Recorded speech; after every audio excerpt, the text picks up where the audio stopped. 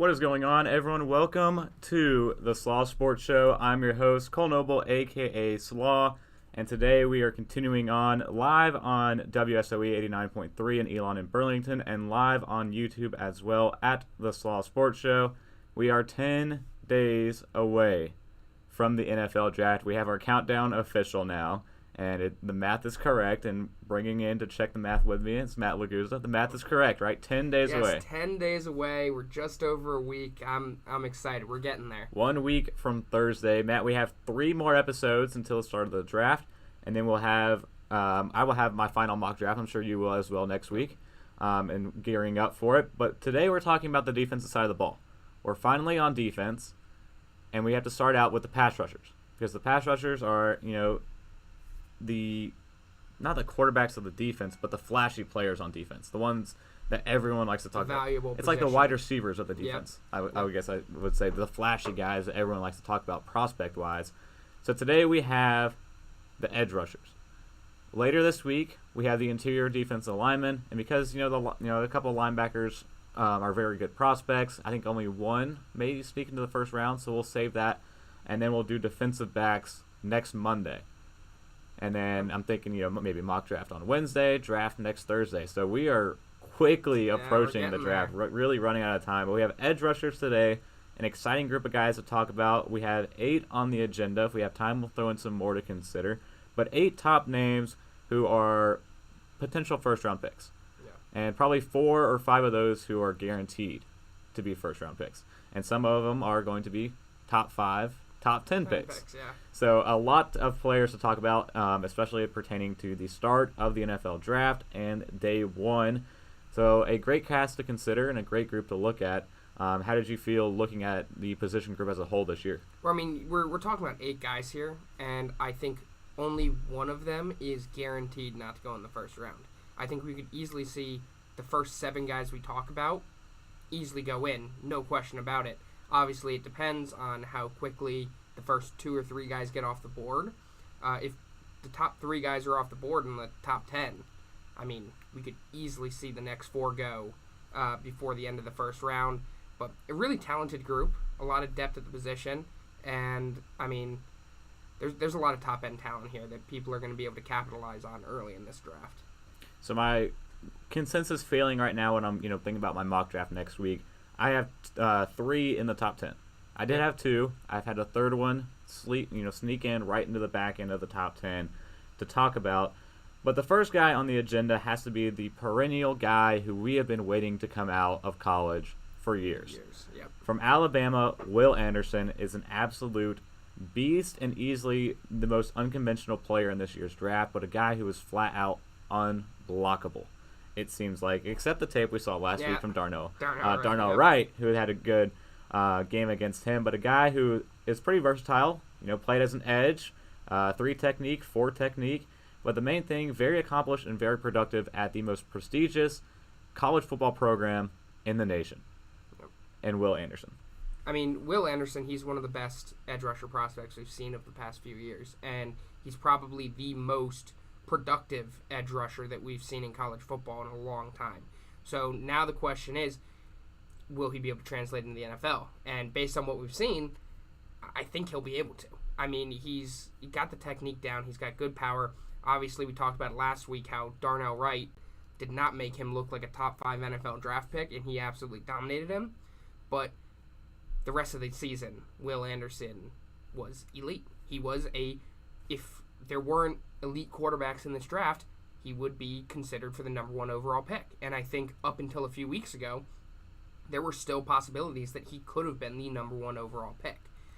So very interesting to see where he's going to end up, because, we've talked about this a lot, where if Arizona Cardinals trade 3, top 4 picks are going to be quarterbacks. What do the Seahawks do at 5? Do they go Will Anderson? Do they go interior with Jalen Carter? Do they go possibly a cornerback? Do they, what do they do? So it's very interesting, but he's a top 5 level talent, no question about it. Yeah, and the other thing also about Will Anderson that you think about in terms of his NFL success and his NFL potential, he's being compared to DeMarcus Ware. Yep. A Hall of Fame Super Bowl winning player from the Denver Broncos, was with the Dallas Cowboys as well. So when we're comparing a guy immediately out of the gate coming into this draft to a Hall of Fame Super Bowl winning defensive end who is a playmaker and a difference maker for two very good franchises and a staple on those two defenses, that shows the impact that Will Anderson is potentially going to bring to a team, even in year one, right out of the gate this fall. Yeah. And, last year, I remember we were talking about who's going to be the number 1 overall pick between Aiden Hutchinson and Trayvon Walker. I mean, Will Anderson would have been the number 1 overall pick, I think, pretty handily if he came out in the same year as them. So it just kind of shows. And Aiden Hutchinson had a very, very good rookie year. Trayvon Walker, very underrated rookie year. I mean, it just shows the levels that there are between who's maybe the 5th overall pick and two people that were going for the number 1 overall pick last year. So, interesting. Yeah, and I think he's definitely the best pass rushing prospect we've seen since, I would say, Myles Garrett. You talked about recent memory. I think Myles Garrett is the one who can come close to rivaling him, which just says a lot about his game. But I talked about the versatility of him, on the defensive line. We'll talk about the stats here. So a guy who, productive and versatile. 14 sacks in 13 games in 2022 with 42 hurries this season. Last year he had 15 and 15 with 56 hurries. But in terms of the snap count, 125 snaps over the tackle, 524 outside of the tackle, and then 9 off the ball. So a very much on the line player. Right outside the tackle was his forte. The same thing was in 2021. He had 691 snaps outside the tackle, on the line of scrimmage. So that's where we're going to see him play. And the bulk of his movement is a speed to power rush. Yep. Not a bendy guy, not a flashy guy with the spin moves, the different arsenal moves, the chops, anything like that. He's just speed, straight into power on the tackle, and bull rush him back into the quarterback. Yeah, and I mean, he's very good at what he does. And so the one thing is, he does that so well. He may need to adapt a little bit, though, at the NFL level and kind of broaden his abilities. Because we'll talk about this again, but Darnell Wright, good length, strong power, he had difficulty with that. And Darnell Wright, we're talking as possibly a late first-round pick. So you're thinking about this. Once you get to the NFL level and you got a player that's similar to Darnell Wright's capability, but at the more elite level, it'll be interesting to see how Will Anderson plays against them. And we won't know until he gets to the NFL level and actually plays those kind of guys. But I think he'll be fine either way. But it'll be interesting to see if he has to adapt his game just a little bit to kind of broaden his style of play a little bit. Yeah, for sure. So let's pull up the film now and see some of this power rush move that he really liked to implement, and then see where we can implement maybe in his game some more twists and stunts to get some more sack production at the next level against some of these top caliber tackles. So what we're watching is he's moving around the formation a lot. On that defensive front, sometimes he's on the left side, sometimes he's on the right side, but every time he's right off the tackle on the line of scrimmage, like I talked about, right outside of him. But his initial speed is insane to me. Right off the snap, just the acceleration straight into the backfield and the power pushing people back over and over again, just slamming guys on the ground was really fun to watch as I was putting this together. Yeah, I mean, just watching him get off the line, it's overwhelming for most tackles that you're going to face. So just that little ability to just jump right away and go straight into just pure speed and power, I mean, it's unheard of. So it's something that, when he gets to the league, people are gonna be watching for that. So I'm excited to kind of see him go up against some of these top level tackles in the NFL, because there are gonna be some battles. There are gonna be some good battles over the next few weeks, and I'm excited to see if the NFL tackles are gonna be able to handle it, honestly. And another underrated part of his game that's going to have to be something you consider if you're an NFL offensive coordinator preparing for this guy every week, the outside zone offenses. When they're running away from Will Anderson, like we saw some of the plays where he's, if you're looking at the defense, he was on the left side and they're running an outside zone to the right. They're pulling the tackle away from Will Anderson, leaving him unblocked, which is what you do in an outside zone scheme. But Will Anderson has that such quick acceleration off the line of scrimmage. His pursuit speed is insane. Yeah, he's running down running backs and tackling them on the other side of the front behind the line of scrimmage. Yep. So that is an underrated part of his game that some offensive coordinators will have to prepare for, is if they're running an outside zone, they might be more likely to run it towards Will Anderson with a double team as opposed to leaving him unblocked and running it away from him. Yeah, and I mean, that's something that NFL teams are going to have to adapt to. And if they are unable to, I mean, here's the thing. I think in the first 2 or 3 games of the season, they're going to run their offenses like they usually do. And I think they might run away from him. He's going to show them that they can't do that against him, and it's going to change. So I think the first 2 or 3 weeks of Will Anderson's career, I think the tackle for loss category could be very high, and then we'll see it kind of downgrade over the next few weeks. But I mean, that's a very underrated part of the game, as you mentioned, and he should see success there. All right, so looking at the draft board, Matt, this guy, he looks like a top prospect. Yep. He looks like a surefire, top 3 pick, but with 2 quarterbacks expected to go 1 and 2. Yep. The Cardinals fielding trade offers for 3. You talked about Seattle at 5 as a top landing spot. The Cardinals, if they stay there, Will Anderson makes sense. If they can't find a trade partner to trade back from, but what I want to see madness. The closer we get to the draft, I want to see absolute madness where Bryce Young potentially goes 1, and the Texans don't like C.J. Stroud enough to take him at 2, and they take Will Anderson. I think he could be the 2nd overall pick in this year's class if we're talking about absolute madness starting off the draft next Thursday. I mean, I don't know how likely that is. I don't know how likely it is, just because I don't think the Texans want to run it back without a new quarterback this year. Well, they still have the 12th overall pick. You can trade back up. Yeah, that's my mindset now. Yeah, if Bryce Young goes first is the thing. If Bryce Young goes first, yeah. I mean, it's interesting. And, I was just looking. The rest of the QB visits are happening over the next 3 days. I mean, there's also Anthony Richardson. And I think it's going to be really interesting to see if, say Texans' number 1 quarterback is Bryce Young. Do they see another quarterback do they need to draft quarterback? Do they need to? That's going to be the question. And, I mean, we're going to talk about this a lot. There is a lot of depth at this edge position. Do they feel like they need to get Will Anderson at 2 when, if they're at 12 or move up from 12, they can get a Tyree Wilson, Lukas Van Ness, Nolan Smith, someone like that. But that would be madness. I mean, if we're all saying the top 4 picks could be quarterbacks, and then all of a sudden number 2 becomes Will Anderson, draft boards, scouting rooms go crazy. They don't know what to do anymore. Their quarterback might be available that they didn't think was going to be available at the time. Everything goes complete draft day, and it messes everything. It'll be fun if that happens. Yeah, there's a fantastic podcast on the Athletic Football Show where they did a mock draft this weekend, and Lance Zierlein made that decision at the 2nd overall pick and took Will Anderson instead of taking C.J. Stroud, and the rest of the board was insanity. Yep. I was listening to it thinking, how are guys still on the board as I was driving and listening to it, and I remembered it all goes back to the fact that Will Anderson went 2 overall, 2nd overall, and it completely shot up the entire board. Here's the thing. I mean, it just puts into question everything. I mean, you go in and you see C.J. Stroud, Bryce Young. Everybody's like, those are the top 2 picks in this NFL draft. It's going to happen. Both teams need quarterbacks, and they're going to do it. That's what's going to happen. One of those guys doesn't happen.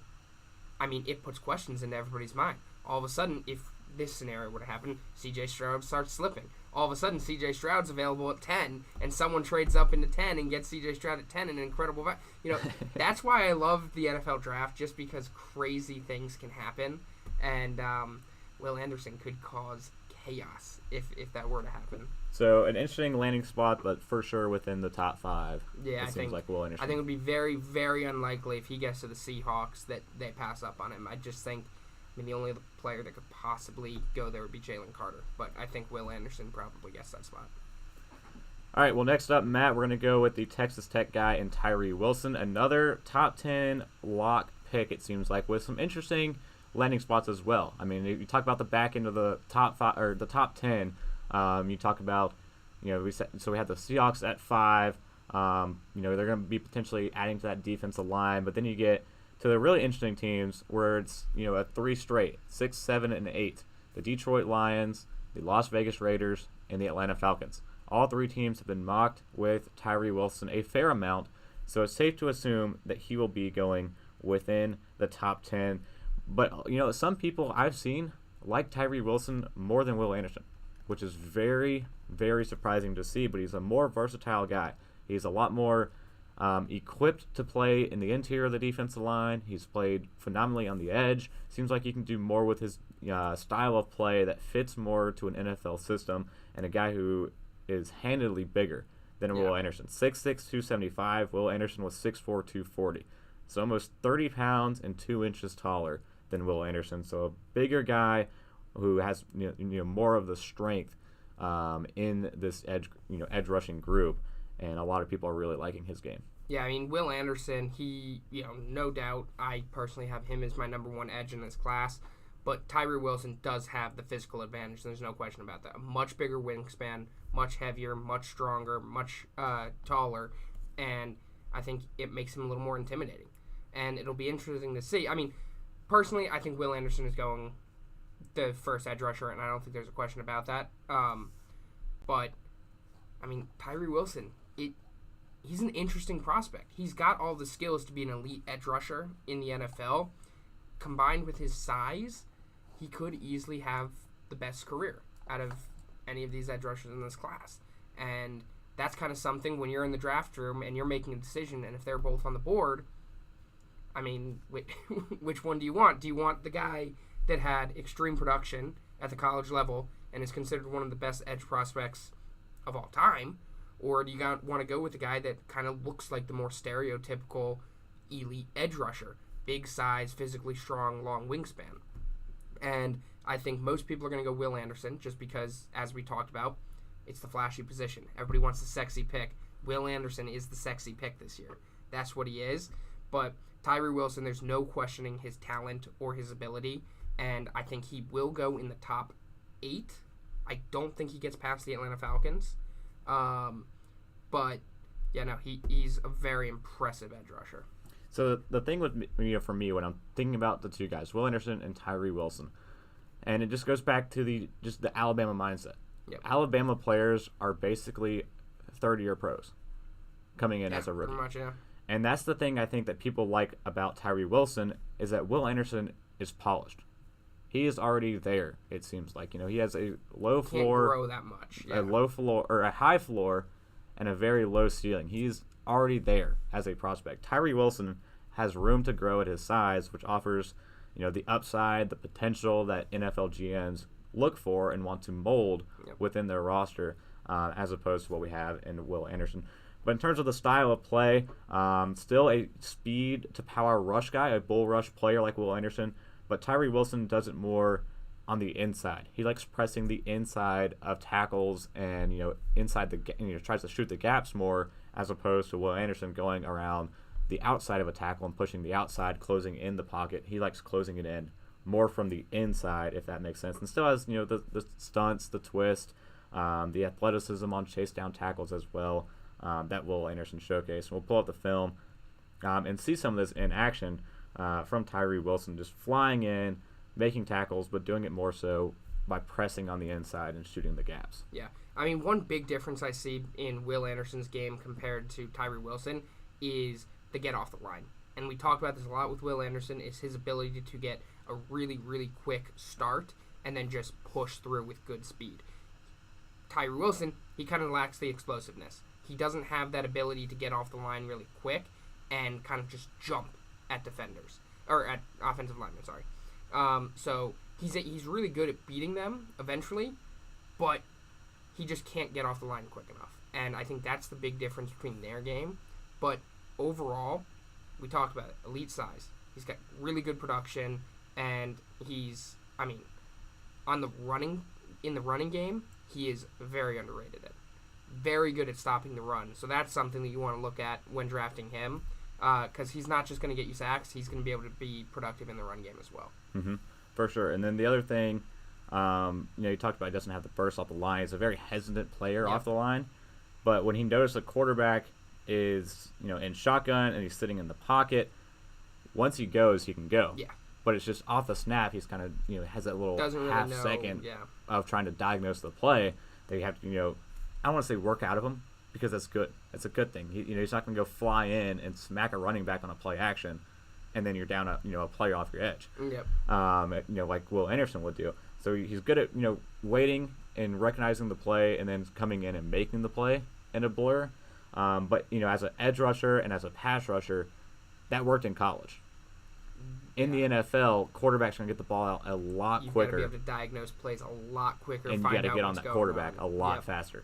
And especially, the elusive NFL quarterbacks, he's going to come flying in once he realizes the play. A player like Josh Allen's going to make a move on him and then just have all the time in the world. Lamar Jackson, anybody that has the ability to improvise their play and be able to run with the football, any of those kind of guys, they're going to make them pay. So it'll be interesting to see. I think that's something that you can adapt to, though. As you mentioned, he's got more of a low floor, high ceiling. He's that kind of player that's going to be able to grow into the game instead of just go in and bring whatever he has. So I think going in, he's going to go to a team that is not expecting to win a Super Bowl. That's like when we're looking at the draft room and we're looking at what's happening, we're looking at Atlanta Falcons, we're looking at Las Vegas Raiders, we're looking at Chicago Bears possibly if he drops more. Seahawks are the most likely team that could actually make the playoffs out of those teams if he were to go there. Let's not sleep on Dan Campbell in those. Yeah, Dan Campbell in those lines, you never know. If edge rusher is the way they want to go. But I think he's a guy where the pressure is going to be a lot lower on him. He's not going to need to, he's not going to have to go get 12 sacks in his rookie season, especially if he's not the first edge off the board. He's going to be a guy that's going to be able to kind of lurk in the shadows, develop his game, and later in the season maybe start getting more productive. Yeah, for sure. And kind of a redshirt senior, kind of an older prospect coming into it, but I still like, despite his age, that there's still room to grow with him. So 2 nightmare defenders that we talked about. First, the next up is a player who didn't have the most playing time at Iowa, but he reminds me a lot of a former Green Bay Packer first-rounder, Rashawn Gary. The same way at Michigan, a rotational piece who, once he got into the NFL, the Packers have unlocked the potential that, Rashawn Gary had. And it took a year or two, but now he's playing, before his ACL tear this year, seemed to be playing at an all-pro level. But the player next is going to be Iowa's Lukas Van Ness, who, again, wasn't productive. He wasn't the most productive. I mean, he had 9 sacks in 13 games, but you hardly saw him on the field.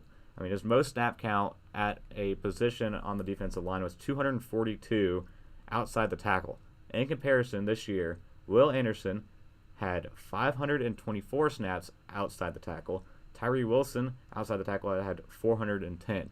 So those players this year had, just outside the tackle alone, had 200 more snaps than Lukas Van Ness. So a off-the-bench kind of rotational piece who it seems like there's a lot to unlock with his potential in the NFL. Yeah, I mean, Lukas Van Ness is purely a potential pick. I mean, he's got everything that you want, and we've seen he's got an ideal frame. He's really quick. He's very strong, and he's versatile. He's lined up inside as well, but everything kind of needs to be developed for him. Everything. We've seen he's average foot quickness. I mean, he still needs to develop on interior rushes. He was not very productive when he tried going inside, but he has the potential to be an elite edge rusher, and that's something where some people have him mocked in the top 10. More likely, he's probably going to go 14, 15, 16, 17, probably. Again, it depends on, if Will Anderson goes 5 and Tyree Wilson goes 6, everything gets pushed up again, and he could end up being a top 10 pick. Personally, I think he's just outside of that, just because we don't really know what he's going to be able to do right out the gate. We don't know if he's going to be able to make an immediate impact, going from pretty much a rotational player in college to an NFL starter seems like a huge jump, but he does have the skills and the size to be able to do it if necessary. Yeah. And the other thing, in 2021, he played as a B-gap defender. All of this year, he's primarily on the edge, like I talked about the snap counts, outside the tackle. So he's got, some inside-outside experience, the last 2 years at Iowa. And so, that could be favorable with a team with multiple fronts, with multiple guys already established on their defensive line, where they can have a rotational guy come in on third down and either be an edge rusher or, rush on the inside as well. So the two teams I really like for them, one is my team, the Green Bay Packers. They're looking for more rotational pieces at the position. Preston Smith is getting up there in age. Rashawn Gary's coming off a torn ACL. Kingsley and Agbar last year had a good rookie season, but they want to have 4 key rotational stars, is what the Packers outside linebacker coach mentioned. And the other one that I have, and the one I have mocked right now, is the Philadelphia Eagles at 10. Another team with some good edge rushing players. They lost some in free agency, but still have some solid players on the defensive front, where they're looking for another man in the room to rotate in and out. And I think that's his best bet. Like you said, I don't think he's going to be a day one starter right out of the bat and be a 3-down guy. But I think he's very well equipped in what he showed at college to be a rotational guy and come in and make a play when his number's called. Yeah, I mean, you just talked about your team. Another possible team is the New York Jets. Yeah. I mean, I think they're a team that's losing 2 or 3 of their edge rushers within the next year to free agency.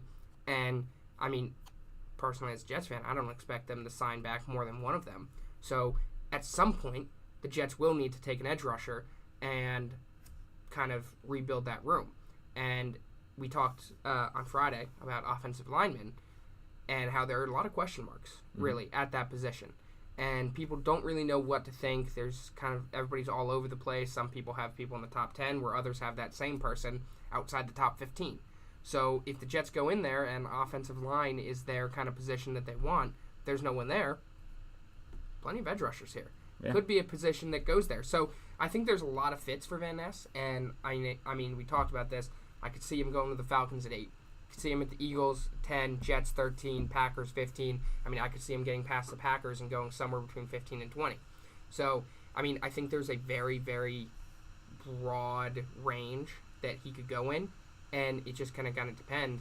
I mean, if the Falcons really like him, he's going to be a top 10 pick.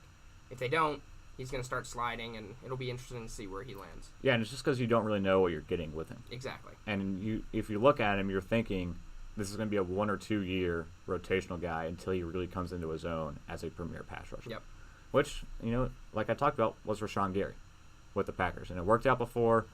Could work out again with the same team or a similar team wanting to show that same level. But we'll pull up the tape now and just see what on the field, when he was actually in the game for Iowa, what he was able to do in a heavy bull rush. Yep. And I talked about, the same thing with Tyree Wilson and Will Anderson. Will Anderson goes outside. Tyree Wilson tried to shoot the gaps inside. Lukas Van Ness just straight bull rushes. He goes straight at the tackle, right in the middle of their body, and blows them back into the backfield. And a lot to like in his game as well that he was able to showcase. Just the burst, the flexibility, getting off the ball. A lot of stuff where a rotational guy, he's fresh. Yep. And he can do that on third down when the offensive linemen are tired late on a drive. Yeah. And I think Lukas Van Ness, he's going to be a very interesting pick. And it'll be interesting to see how people use him because, as you continue saying, he's a rotational piece. That's what he is. Does he have the potential to be an elite pass rusher? Yes. Does he have the potential to start at some point? No question about it. But coming into the NFL, he's going to be a rotational piece. I don't think there's any way that he's going to go straight from Iowa as a rotational piece into a starting role in the NFL. It just doesn't really make that much sense. Now, he could have an insane training camp and end up getting it. You never know. But it'll be interesting to see. Versatile, be able to line up on the outside, be able to line up on the inside, how they use him, what his snap count is to start the season, what his snap count is at each position, and see how teams use him because I think that is going to determine how high his ceiling really is. Because if he's not used as much or he's used on the interior more than the exterior or whatever, that can completely change how his career is going to look for the foreseeable future. So, it'll be interesting to see. Again, personally, 10 or later for me. I don't see him going top 10. But if you're a team, you're saying in 5 years, you'll look back and say, how was he not drafted in top 10 potentially? So that's kind of like what you're looking at. Like, in 5 years, we could say, how was he not drafted in the top 10? And that's why people are drafting him right now. For sure. So the next one we have to discuss is another Georgia Bulldog defender. Off the edge, but many are, the guy destroyed the combine. Oh, yeah. But he had the most interesting RAS score I've ever seen because listed as a defensive end, he flat out destroyed all of the explosion and speed categories. A 9.99 composite grade with a 4.39 40-yard dash. A 1.47 10-yard split was a perfect 10 at the position. His 41.5-inch vertical was a 9.98 composite grade at the position. But the problem was a 0.7 very poor composite grade with being 238 pounds, and his height as well did not fit the mold of defensive ends. So a lot of people want to see him as an off-ball linebacker, but Nolan Smith as an edge rusher is a very intriguing prospect in how his draft process has gone so far. I mean, very intriguing. One of the best combine performances we've seen in a long time. I do question the edge rusher position. I don't really know what's going to happen. I tend to agree with a lot of those people as an off-ball linebacker. I think that just makes a lot of sense. He's got the speed. He's got the ability. His tackling ability is very good, so he could play that position very well. But, I mean, he's got good production. I mean, he could play the edge position if he really wanted to. He's got the skills to be able to do it. I just don't know if he's going to be able to hold up for 17 games at that size. He's going to have to add more weight. He's going to have to just build his body a little more. Yeah. And I don't know. I mean, what? He's 238 pounds. Mm-hmm. He's probably got to get to at least 250 to be an adequate edge rusher. Can his body hold up that extra 12, 15 pounds for a 17-game season? That's the big thing. I think his toughness and he'll be able to hold up for 17 games, but will his body be able to hold up with the extra weight added on? That's my big question. Just because he is small for an edge rusher, he needs to grow. He needs to build the body more, and I don't know if it's going to be able to hold that for that period of time over a 17-game season. So I think the best decision for his career would be to be an off-ball linebacker, and I think he will be very good at that. But again, I mean, that's pretty much up to the team that drafts him. What do they see him as, and do they think he's worth it for that position? And that's not a very common scheme that we're seeing in a lot of NFL defenses right now, where they have an off-ball coverage linebacker, which that's how Georgia used him, and they used him very effectively. 91% of his snaps were outside the tackle in 2022, but a lot of those reps were pretty much off-ball. Yep. And a lot of dropping in zone coverage, but a guy who, at the end of the day, was one of the most emotional leaders on a two-time national championship defense. Yep. Back-to-back years. A lot of people best describe him as being physical, violent, and relentless, which is on par. He's kind of a missile as a defensive end with his speed. And again, the size concern of how you're going to use him, and are you going to use him effectively like the other players at this position. But a downhill athlete, and the athleticism is shown. What he showed at the combine showed up on the tape as well. Being able to cover some of these receivers and linebackers in zone coverage is another thing that you can use as an enticing piece of his game that other people at the position don't show. Yeah, and here's the thing: he's a straight athlete. He is going to be a very good NFL player. You just got to find out where he's going to play. That's the thing. Teams are going to find a way. If they draft him, which I mean, I'm assuming top 20. I think he should be in the top 20, despite the question mark of where he's going to play. But teams are going to find somewhere to put him on the field. It's going to work, no matter what it is. Off-ball linebacker, edge rusher, some hybrid position that they can put him, whatever it is. They're going to find a way to get him on the field at some point, and, he's going to be productive. He's going to do what he does. He's going to be a great leader in the locker room. He's going to be a great leader on the field as well, and some team is going to be very happy for him. They just kind of need to figure out what position they can use him in their scheme. Yeah. And, if they want to draft him for a position that they're kind of, figuring out. So, it all depends. Edge rusher is the sexy position that I think, might get him drafted a little higher. But, he's a great player, great speed, and he'll be a good NFL player this year. So we'll pull up the tape here and see some of this explosiveness that he was able to show off the line of scrimmage, being able to run down quarterbacks, chase down tackles, and also being able to drop back in coverage as well. But just the relentless nature, never quitting on any play. Always, driving his legs, moving his body toward the football wherever it may have been on the field. A relentless and violent guy. Here we go. Here, running down a receiver outside the numbers and tackling him out of bounds. So that kind of thing was really appealing to him, and what he was able to do at Georgia the past few years, with the national championship defense, and all of the first round caliber players that they were able to bring out of it. So an interesting player, and see where his fit may lie as we get closer to the start of the draft. Is he going to be a top 15 guy, top 20 guy? Top 10. Some people got him going top 10. Yeah. You don't really know, and I feel like we see that with a lot of players this year, where there's a lot of depth at these positions, and with wide receiver, we could see 5 guys go in the first round, we could see 2 guys go in the first round. With the edge rushers, we could see Nolan Smith go in the top 10, we could see him go 25. You really don't know with this position just because there is so much talent. There are guys that we're going to talk about. We've got 4 more guys that we're talking about today. For all we know, those 4 guys could end up getting drafted above him. So, there's a lot of talent, a lot of top-end talent at the position. So, it's very tough to predict exactly where these guys are going to fall this year. All right, well, Matt, we're going to take a quick break here on WSOE 89.3 in Elon and Burlington, and live on YouTube at the Saul Sports Show. And we come back, like you just said, we're going to talk about 4 more edge rushers, and we're going to kick it off with Clemson's Myles Murphy. So stick tight, and we'll be right back here on the Saul Sports Show.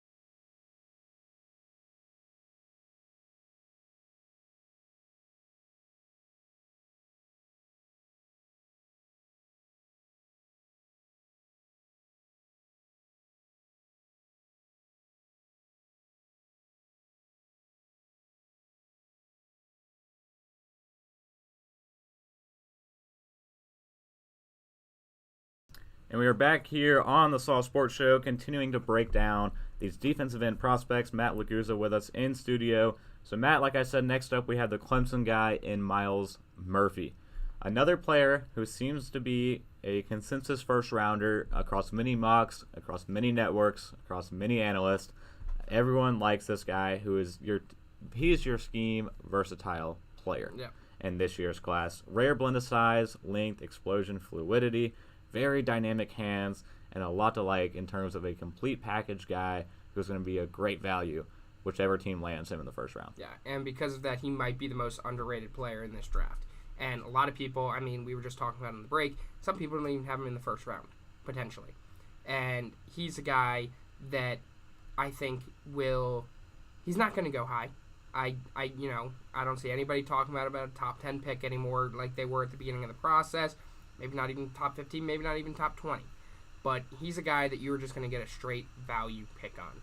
And he is going to fit into whatever scheme you have. He can fit with all 32 teams in the NFL if he wants to.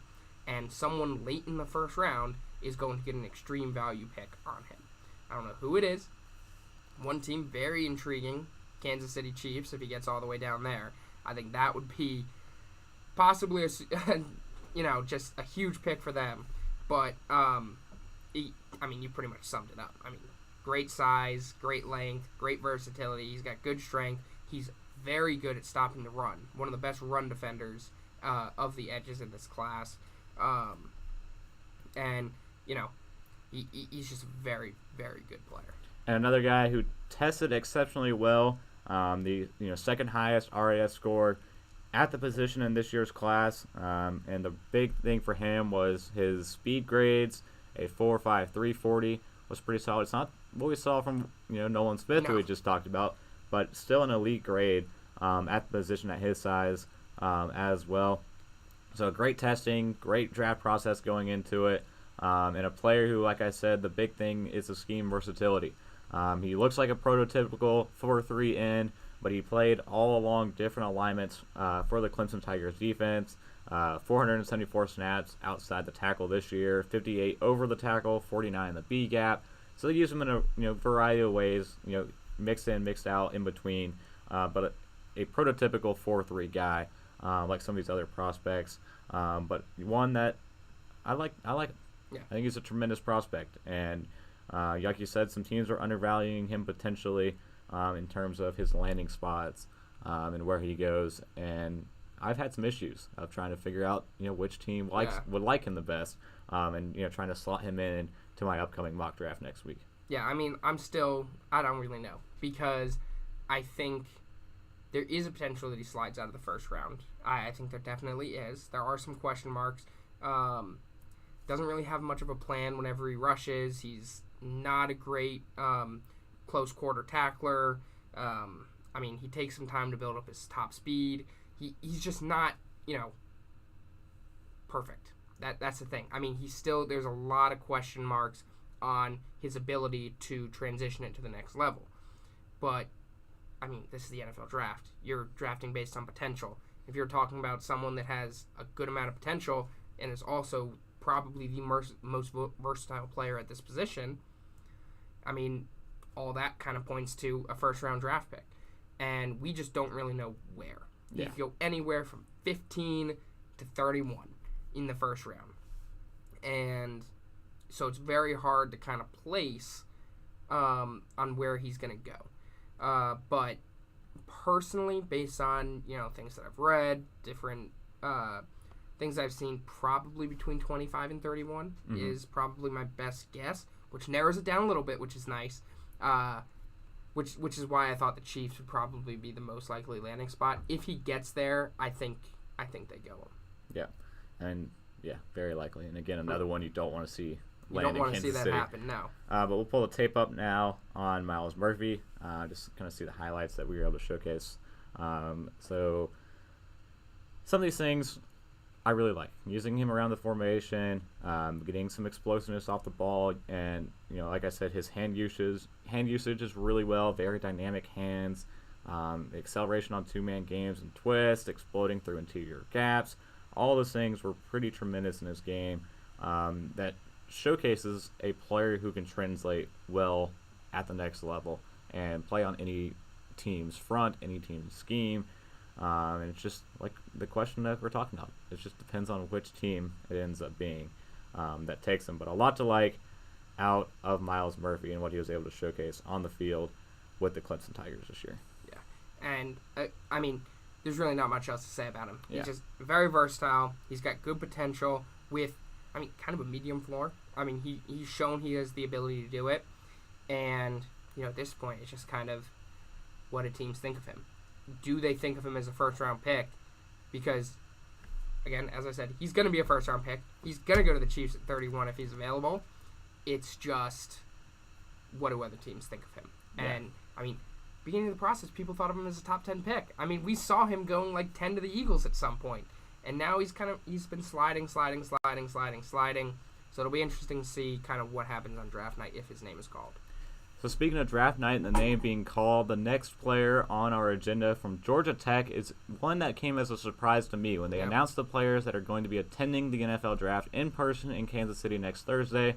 Keion White was listed amongst the names who will be in attendance. And Matt, personally to me, one of the most embarrassing things you could have happen to you as a potential NFL draft prospect is to show up on draft night and not have your name called in the first round. So for me, if I'm talking to, if I'm an NFL prospect and I'm talking to these teams, how many, I would say 2 to 3 teams need to tell me straight up, that they are considering me with their first-round pick, for me to be willing to fly to Kansas City, to not, spend time at the house with my family and watch the draft, but to go in person to Kansas City with the chance to shake Roger Goodell's hand.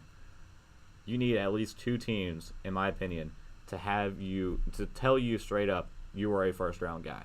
So Keion White being on this list of invites is very surprising to me, to see him, believe he can be a first-round guy. And I mean, there has to be 2 to 3 teams. I mean, I haven't watched his tape as much as some of the other guys, so I don't know everything about Keion White as some other people do. But based on everything I've read, I mean, here's a quote from a executive of an AFC team. You have to see him in person to get a feel for how he moves around, for how big he is. Really athletic with a high floor. He'll be a riser.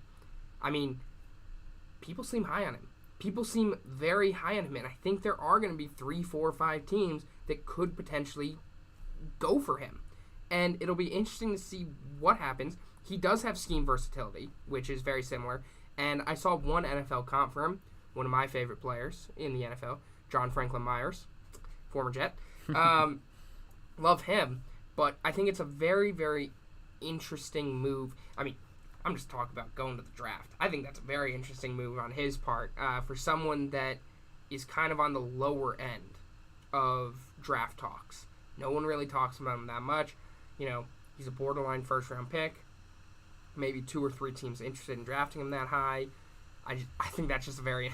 We're not even talking about the prospect. That's just a very interesting decision on his part. But, hey, it shows confidence. Yeah, I mean, no disrespect to him. Like, we're not saying, he's not a first-round guy. Why are you even going there?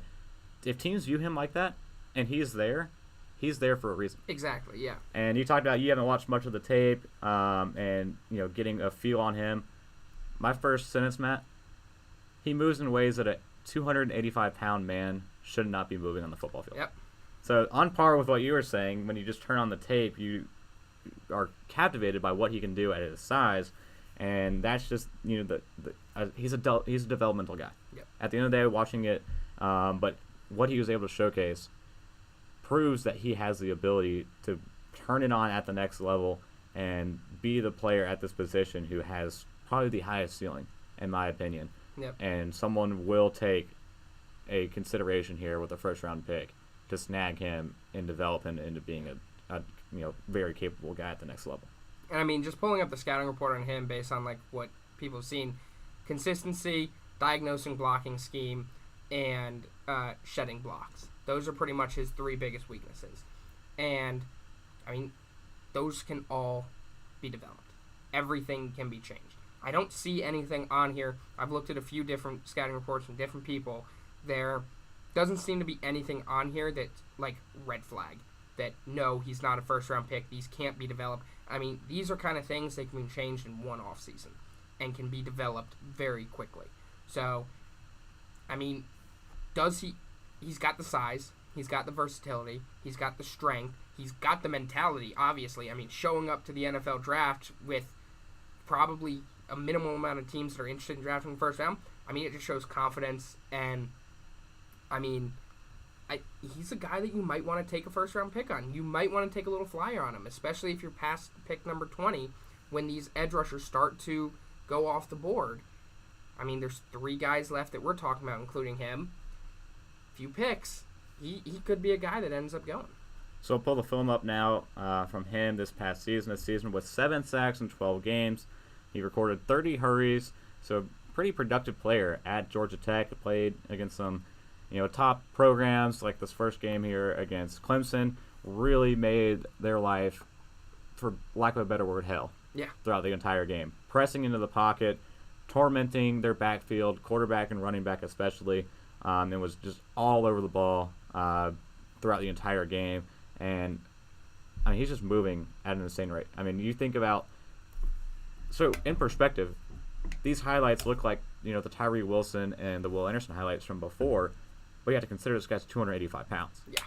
Moving at the same way that 245-pound Will Anderson is moving, with 40 more pounds of mass. So I can see why teams That's exactly why he's showing up to the first round of the NFL draft, because people see his highlights. The question is, what happens outside of the highlights? And it just, overall, he needs to become more consistent. He needs to shore up the technique a little bit. But if you can do that, he's coachable. He's got the ability to, become consistent. If he does, he is going to wreak havoc on the NFL just because of, he's got the build. He's got the physicality. He's got the size. He just needs to become more consistent. And that is going to be the difference maker between what he is right now and being an elite level NFL pass rusher. So we have two more players to talk about, Matt, before we wrap up today. The first one is a player who I had in my early mock draft. I believe I even had him in my second mock draft. But as of right now, it seems like the consensus is he's squeaking out of the top 31 picks, but still one to consider as a guy that can sneak back in with 10 days to go and, get back into this first round draft room and get back on these in these draft rooms and on their mindsets, thinking about a first round pick. But a player with double-digit sacks in 2020 and 2021. This year in 2022, they used him around a lot more at Iowa State, and it will be Will McDonald IV. Yeah, and I think he's a developmental guy again. He's someone that he's 6'4", 239, so a little underweight. There's a little bit more room to grow and build into his frame, and I think he's going to be a guy that you're drafting with the mindset that, okay, he'll be able to start and be, if you're drafting in the first round, an elite pass rusher in 2 years, something like that. You're not drafting him right now, most likely, to be an immediate starter. He still, as I said, he still needs to grow into his frame, but he's an extremely explosive athlete. He's got really long arms. He's a creative pass rusher. And, I've seen some people talk about him having a spin move that's close to Dwight Freeney's. And, that's some high praise right there. Like, he's a very interesting and creative pass rusher, and that's something I really like about him. He's kind of the first one that we've talked about that's not really more of a speed to power kind of guy. Yeah, he's the guy that's more flashy and likes to spin moves, likes to get around defenders creatively, offensive linemen creatively. So he's an interesting prospect, to say the least. Yeah, a very more speed rusher as opposed to a power, speed to power combo. Very much just a solely speed guy. His strength is in the run game.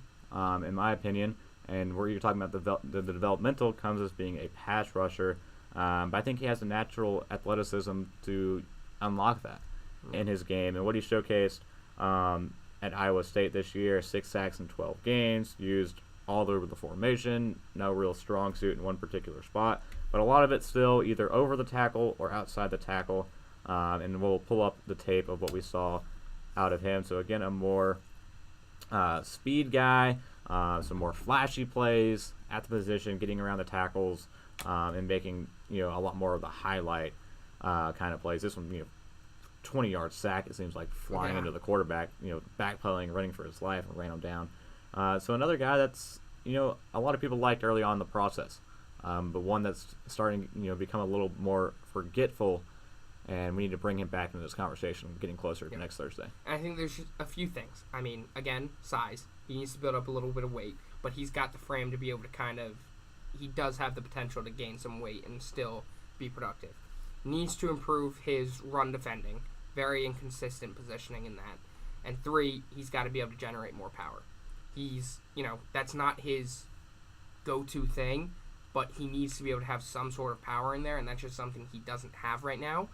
And if he can do those 3 things, then if you think you can develop him and do that, then I think he's a first-round pick. It just depends on if you think you can coach him and develop him enough to get that. Yep, for sure.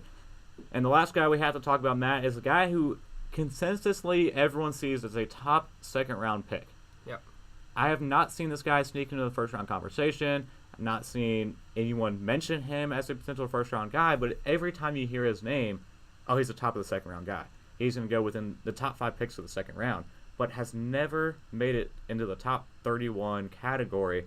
So for me, if B.J. Ojulari sneaks into the first round, it would have to be a team at the top of the second round that is sweating right now. Yep. Hearing all this talk with, maybe a team that's sitting 5th in this, the 5th pick of the second round with 4 teams, in front of them as we start day 2, they get nervous on draft night and move up into the back end of the first round. That is the only way I could see B.J. Ojulari slipping into it, but another player to consider as a top prospect who, like I said, is going to likely go at the top end of the second round. I mean, his brother Aziz, he was a second-round pick by the Giants in 2021. Yeah. So, I mean, you see there's plenty of talent in that family. He's got the ability to be a very, very good pass rusher. And from what I've heard, is he's just a great person and a great teammate. He's going to be a leader. He's going to be a good presence in your locker room. And he's got the skill to be able to be a first-round caliber guy. It's just there's so much talent at the edge rusher position. Right now, he's kind of the first guy out. It'll be interesting to see. I think I completely agree with you. I think if anybody gets a little nervous, maybe he sneaks in. But I think that's really the only way at this point. But you never know on draft day. Yeah. Anything can happen. We've talked about a lot of guys that there are some question marks on that could slip out of the first round. And we talked about how there's probably going to be at least 5 edge rushers that go in the first. And if some of these other guys that we talked about earlier go out, that means there's some spots available in the first round, and he could potentially move into that first round conversation. He's a very underrated talent in this draft. Yeah, I mean, 9 sacks in 11 games. He plays his best as a stand-up edge rusher. You know, stand up, yep. Outside the tackle. He had 715 snaps at the position, 31 snaps off ball. That's all he played. Yep. So 715 snaps is that's where we're going to see him in the NFL. A stand-up, off, outside the tackle, pass rusher. And the other thing, like we talked about with Nolan Smith, he was frequently used as a drop coverage player off the line of scrimmage as well, in zone coverage. So he has the coverage ability, despite the productiveness that he had as a pass rusher. Again, 9 sacks in 11 games at LSU. But being able to drop him in coverage is another enticing value to add to his game for a player, again, 6'3", 245. The team I'm looking for in the second round, and it'll be their first pick of the draft, is the LA Rams. Yeah. A team where they like playing Aaron Donald. He's listed as a defensive tackle, but he's paid pretty similar to an edge rusher.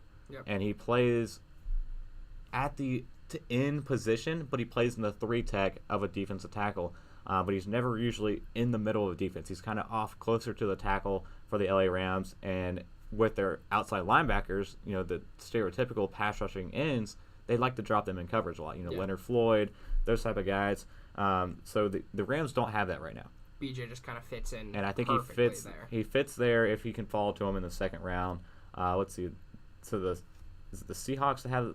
Yeah, the Lions had the Rams pick. Yeah. So it'd be a 6th pick in the second round. 5th. They're pick. 36. Okay, so 36th pick in the second round. It'd be interesting to see if he can fall there to the LA Rams and make an impact there. But we'll pull up the tape and talk about what we see from Ojulari as a stand-up and outside the tackle guy.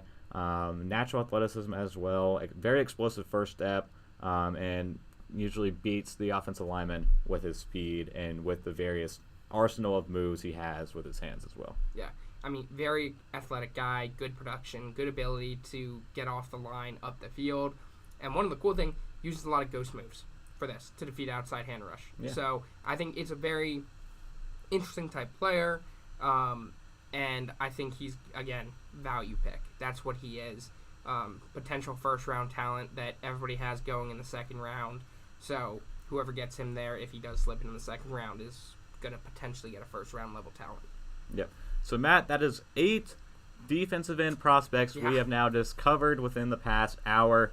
So that wraps up our edge rushers. I think we did a good job breaking down some of these guys, 8 of which could be first-round guys. I'm going to say, if we put the over-under at 6.5, what would you take? I might take the over. Take the over. I mean, I think 7 guys could potentially go in this first round. Top 31 picks. A lot of questions on the offensive line position, a lot of question marks at the wide receiver position.